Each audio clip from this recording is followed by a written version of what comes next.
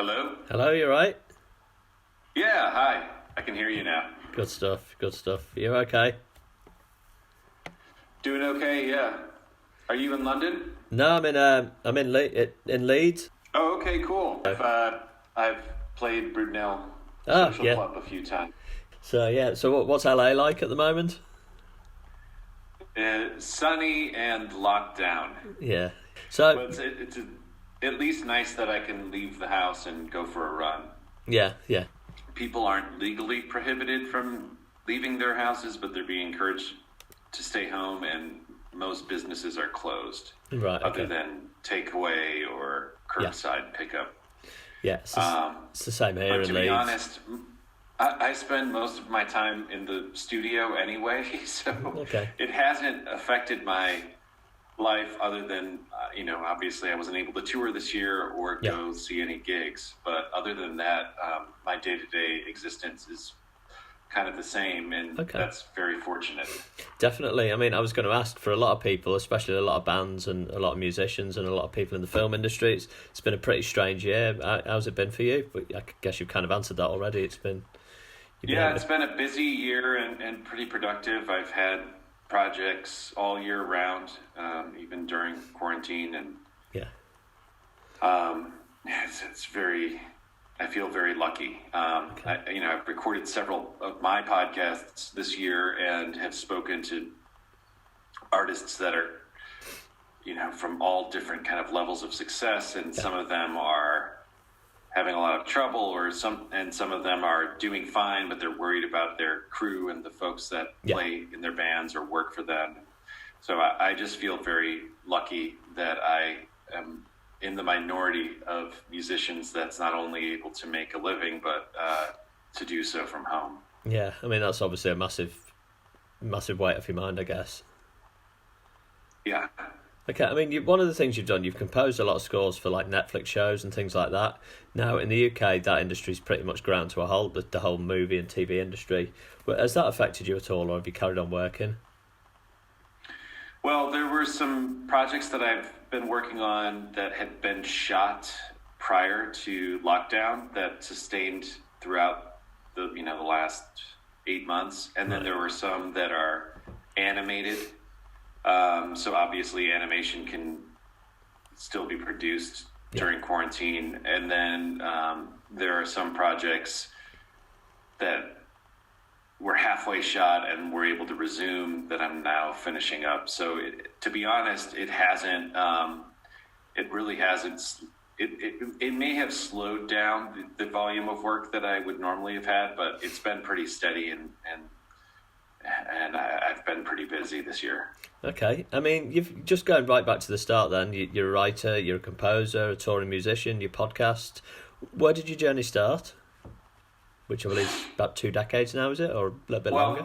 Yeah, when I was 11, I started playing drums. Before that, I was always a music lover. I can remember listening to records, as far back as my memory stretches. I had a little Fisher-Price turntable in my bedroom and a cassette player, and I always loved music. Right. And at age 6, I started playing piano, and then in school, I moved to violin and clarinet, and those all felt academic, and it might have just been the way that it was presented to me in an academic setting.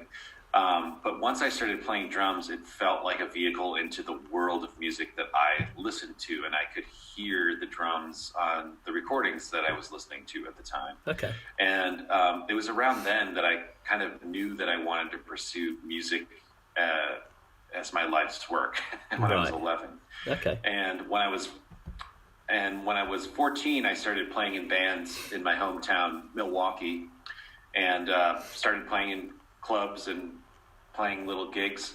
And then at 17, I started touring, which had to be fit around school breaks. And so that was with, a bizarre kind of math rock band in the 90s. Right. And from there, I went to music school. And so I had already kind of been a participant in the DIY punk scene. Okay. And toured and made recordings. And then I went to music school for a couple years at Berkeley in in Boston, Right. and it was not a great fit, but it was also, some of the information that I got from that education, it still serves me today.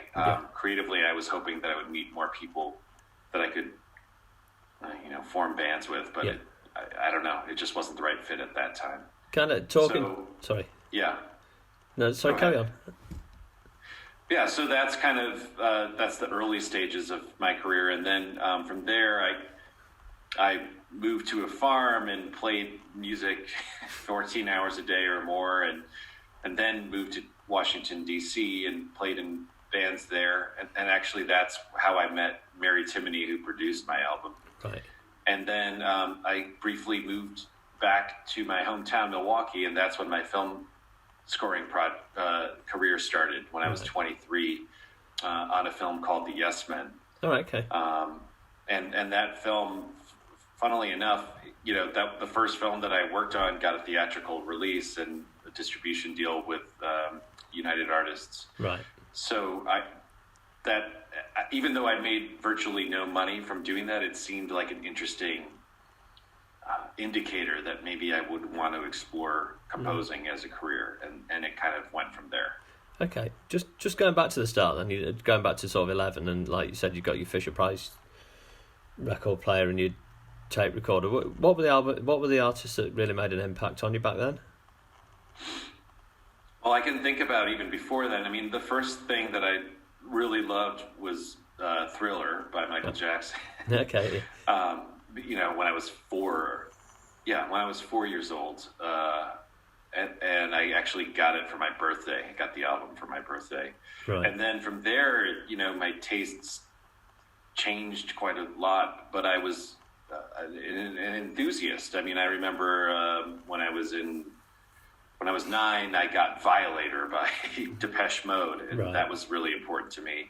Then I had a Tom Petty phase, and then by the time I was 11, I was deep into classic rock, like Led Zeppelin, and The Who.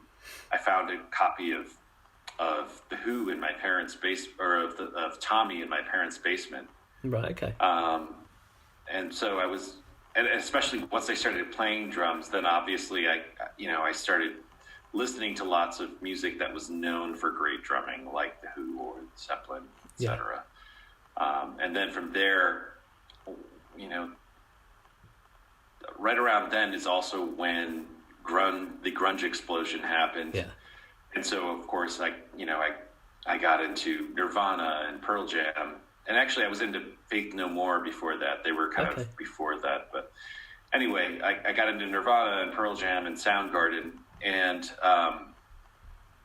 then from there, I traced the history of that. And I discovered SST Records, which put out, an early Soundgarden record. And then from there, discovered bands like The Descendants or Black Flag, Sonic Youth, Husker Du, Minutemen, all that kind of stuff. And then concurrent with my love of that kind of like 80s punk rock, I got into free jazz. So I don't know, it's really just kind of all over the map. Okay. I mean, one of the things you talked about early on was going to music school, and obviously being taught music. I get the feeling that was kind of quite a frustrating time for you. Is that the case? It was and it wasn't. I mean, I felt extraordinarily fortunate to have the opportunity to go to music school to begin with. But creatively, I felt like I wasn't able to make a connection with that place. Right, okay. So as long as I had the opportunity, I kind of approached it like a technical school and tried to get as many skills as I could, while I was there.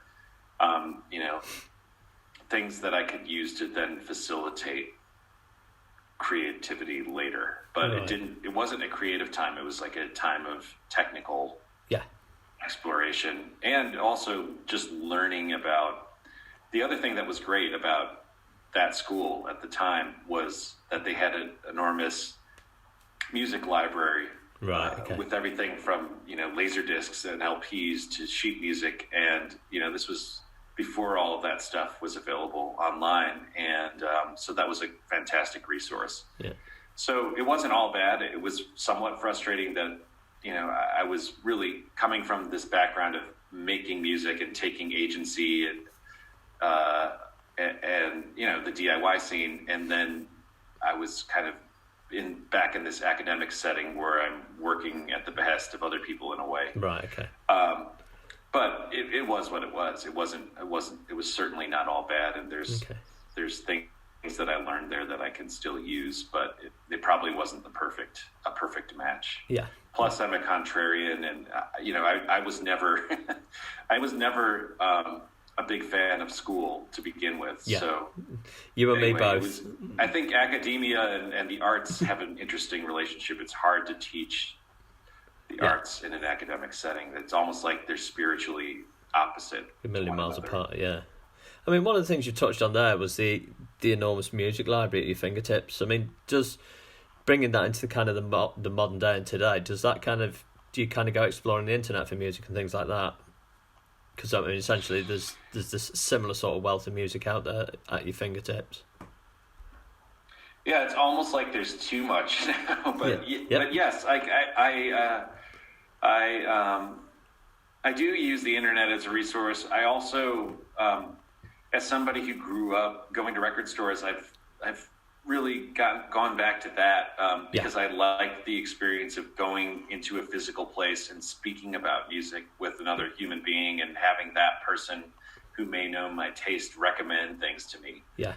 Because I think that's kind of the purpose of music anyway. It's an inherently social art form, and so any opportunities to intersect with other folks absolutely are great. Yeah. I mean, on that subject, you've got a lot of collaborations on the album coming up. Was there a particular favourite or somebody you really connected with that you worked on the album with? That you had like a real proper connection with? Well, I think everybody, to be honest. Mary Timony was the first person that I called. She co-produced the album with me, and she's like a big sister to me. I played drums in her band over 15 years ago, and ever since then, well, even before I met her and played with her, I was a big fan of her band Helium, which was on Matador back in the 90s. Right, okay. And looked up to her a lot.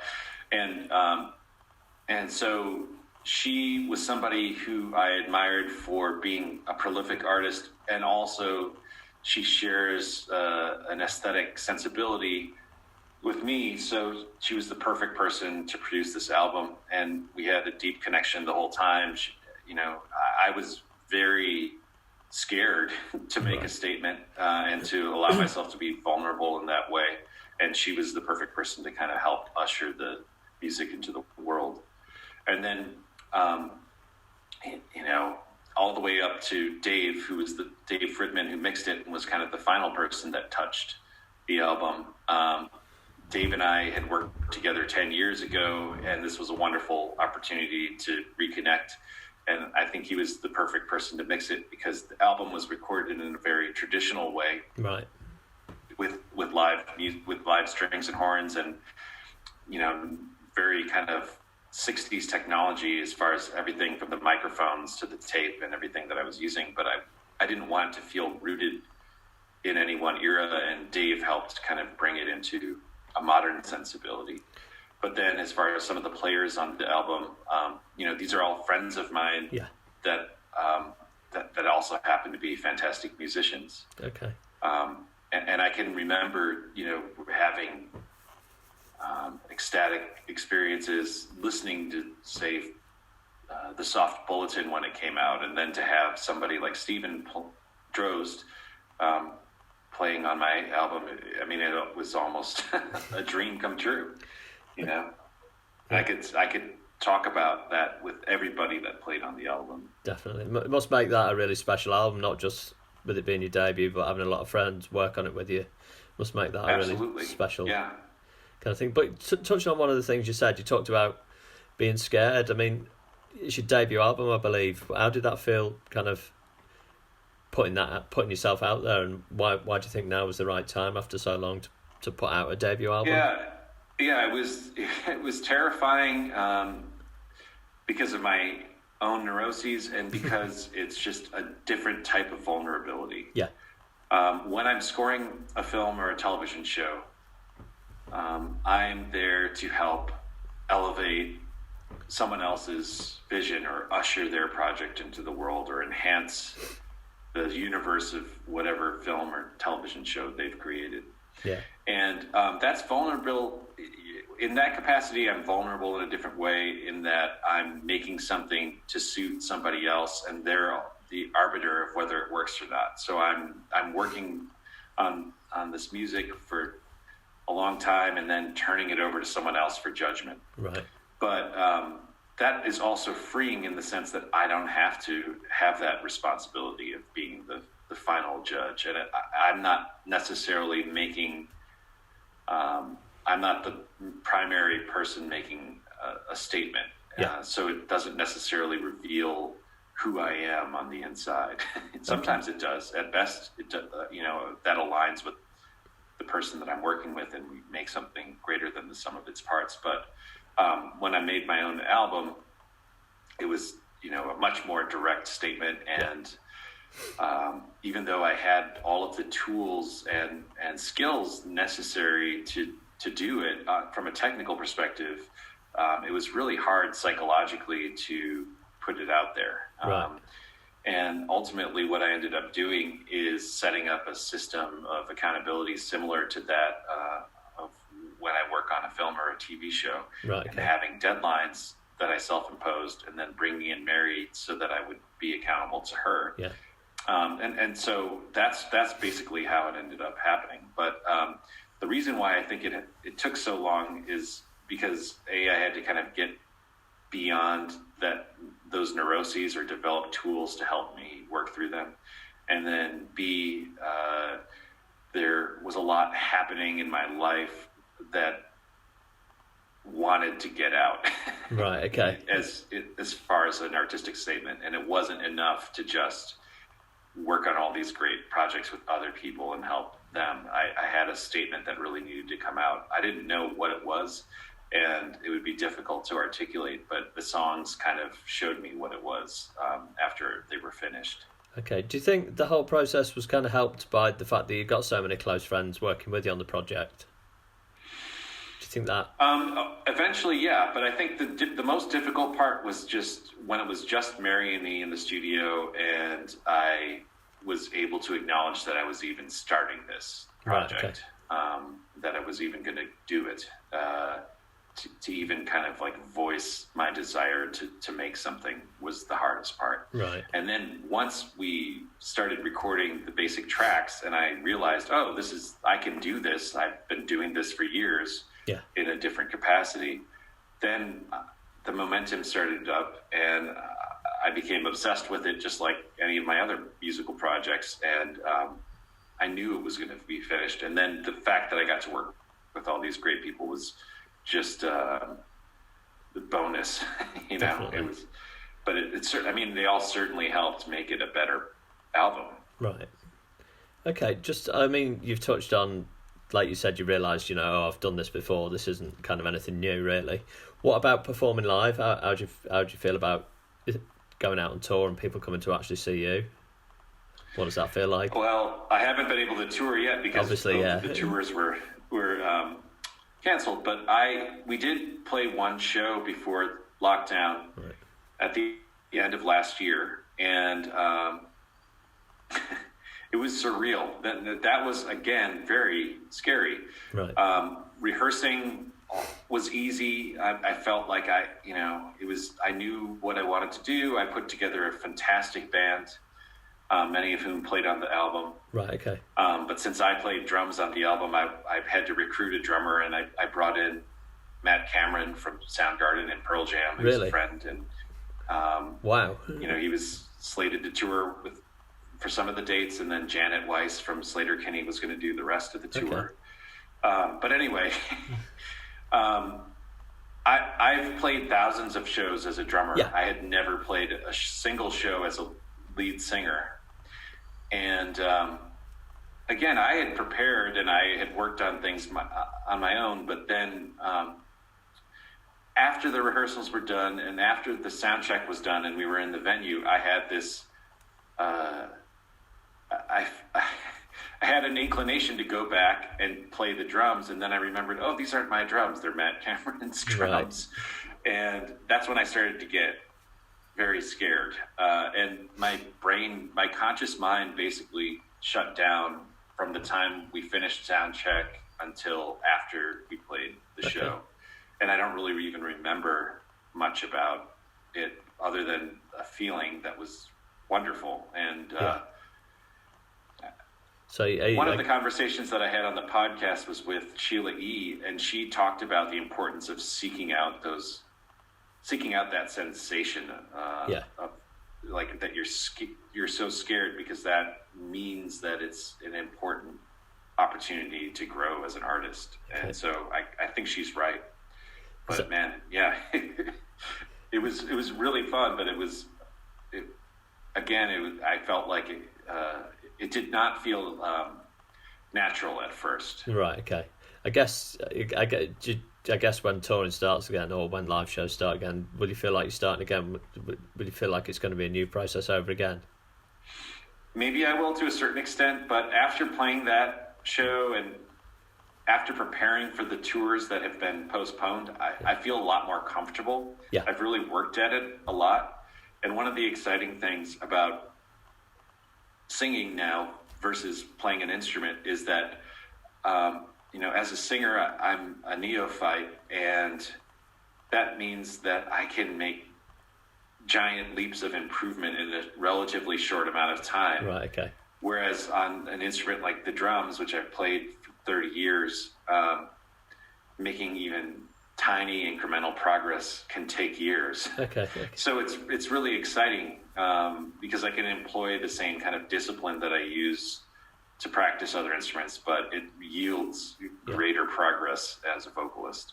Okay. Well, what was the most challenging thing you found about being a vocalist and being the front man and the kind of focal point? What was the biggest challenge, and what did you learn about yourself? Well, I learned that I like it. Okay. And as a drummer, you are protected by an apparatus in front of you. You're literally, there's a barrier between you and the audience. And as a singer, that's stripped away and everyone's looking at you. And it felt very unsettling at first, but then I liked it. Okay. But I think the hardest thing is just kind of being present and not thinking, and not thinking about what other people are perceiving or what the audience is thinking. Right. Just being inside of the songs. That's kind of what my main aim is at this point. Right. Even when I practice, is to try to get inside of the music and just be present. Okay, just moving away from the music then onto your podcast. Okay. You've interviewed over 300 artists over the years. Some real icons from the list I've seen. What's been your favourite moments? There have been favourite moments from each conversation. Yeah. And it, I mean, when it started out, I had zero expectations for what would happen. But the first two episodes were Brendan Canty of Fugazi, which was one of the more important punk bands to me. Right. And then Ndugu Chancellor, who's since passed, but he was a fantastic session player who played on many records, but his discography included Thriller. Right. So essentially, those were two artists that were really important to me at different phases of my life. Okay. Formative phases of my life. But I think they also kind of represented, the punkest of the punk and the poppiest of the pop. And I wanted to kind of explore the world in between those. Yeah. And so, I mean, let me think. Each of those conversations felt like a rung on a ladder that pulled me out of a dark place. Right, okay, yeah. And back into a creatively fertile place. Yeah. But, I mean, when I started the show, I was like, oh well, it would be great if I could speak to somebody like Bernard Purdie someday. Yeah. And when I finally got to sit in his apartment and talk to him face to face, that was mind blowing. And then as the show became more popular, I thought, oh, well, wouldn't it be interesting if I could talk to Phil Collins someday? Yeah. Because Phil is somebody that like represents many different things to me. Yeah. You know, as a child of the 80s, I was not a fan of his pop music when I was growing up. And then later, you know, discovered all this great stuff that he did with Brian Eno and Genesis and Tears for Fears as a drummer. And then that kind of served as an entry point into re-examining his pop music, which I'm now a huge champion of and love just as much as anything else he's done. But, you know, obviously he's also a massive pop star. So when I got an email from him and got the opportunity to fly to Miami and go to his house, that was surreal. But then talking to people that are far less known but are super important to me, like earlier this year, Dot Wiggin of the Shags, the singer of the Shags, that was huge. So I could say, and I can honestly say that I got a piece of wisdom from every single conversation. You know, hearing about how people navigate through life as an artist has been a joy. I was going to ask, I mean, as an artist yourself, how inspirational is it to talk to somebody like Phil Collins or, you know, some of the inspirational artists you've talked with and some of the legends that you've talked with? How inspirational I mean, all of those conversations were incredibly inspiring, and I don't think I would have been able to make an album if not for the kind of cumulative effect of getting that wisdom from all of these people. But, you know, I will say, you know, as inspiring as it is to talk to people that have been, you know, massive successes on a popular scale, it's often just as inspiring to talk to somebody who is largely unknown. Yeah, definitely. Okay, just going back then, I mean, I know from my own experience, I've had some right disaster interviews with people. What about you? Have there been any you want to talk about where you just wanted to completely forget about it?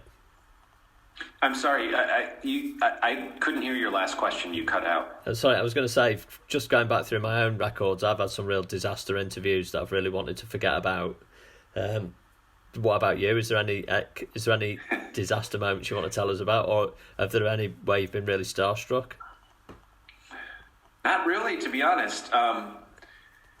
There may have been one interview that one or two that I felt they didn't feel right when we had the conversation, so I just didn't release them. But I can't say who those were. But for the most part, and this may be because the first 200 episodes were only with drummers, including Phil. Right. Okay. I think drummers were they're overlooked, and their stories are kind of unearthed gems when I am able to get them, and there's generally so empathetic. And because you have to be a great drummer and great conversationalists, or the fact that we're both drummers gives us an instant familiarity with one another, so that we can kind of skip the small talk and move on to more substantial things. Right. But no, you know what? To be honest, I haven't had any that I want to forget about. Yeah. The first 50 or so, I was so nervous. Yep, I've done that one. Like I can remember my armpits being full of sweat in some of the photos. And I hated the sound of my own voice, my speaking voice. So it gave me anxiety to even hear the interviews back as they were being edited. But, you know, again, that's why I say I don't know that I would have been able to sing on an album if I hadn't first gotten comfortable with my voice, my physical voice and my creative voice through the podcast. But yeah, I've been lucky. I've been lucky that nobody has been nobody's been, overtly mean-spirited or argumentative or anything like that. If you were being interviewed, is there an embarrassing story or fact from your childhood that you wouldn't want revealed? Well, I used to vomit all the time as a child. Okay, what prompted that? I have an exaggerated sense of smell, so any kind of strong smells would overwhelm me, and I would vomit. Okay. in crazy places, everything from restaurants to back alleys to the swimming pools to the balls at the balls that you play in as a kid. Yeah. I don't know if you have like romper room style balls. Oh yeah. I know what you mean. So that was embarrassing. Okay, does that still happen, or are you? No, but I do still have like a very heightened sense of smell, especially for some reason when I'm exercising, and I've never been able to determine why. Right. Okay. So. Okay, is there a particular smell that sets you off, or? No, it's just once that sense is engaged, or once it becomes heightened, like everything smells very strong. It could be grass, or it could be food, or whatever. Okay. Perfume. Okay, brilliant. Right, well, look, I've pretty much covered everything. I don't know how to follow that now. Just to finish then, I mean, obviously, thanks for your time. It's been great talking to you, and good luck with the album next year. What are your hopes for 2021? Well, I'm working on a second album, and I hope that I can play some shows in 2021. And aside from my hopes for my own life, I hope that the vaccine gets widely distributed, and that people can start recovering from this terrible pandemic.